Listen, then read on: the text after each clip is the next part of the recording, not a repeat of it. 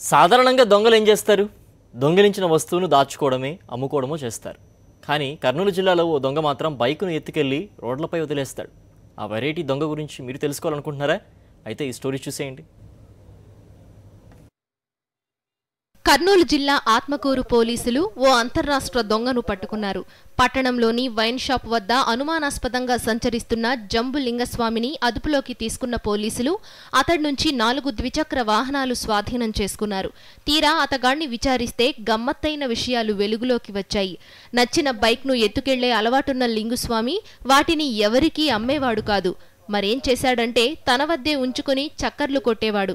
సరదా తీరాక ఎక్కడో ఓ చోట వదిలేసి వెళ్లిపోయేవాడు.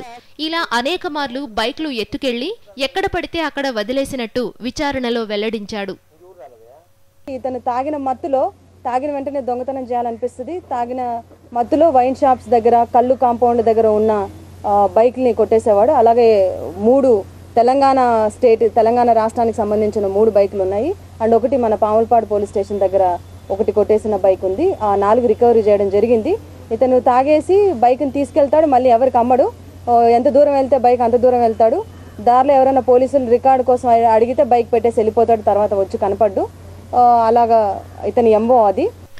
లింగుస్వామిపై కేసు నమోదు చేసిన పోలీసులు ఎక్కడెక్కడ బైకులు చోరీ చేశాడో విచారణ చేపట్టారు.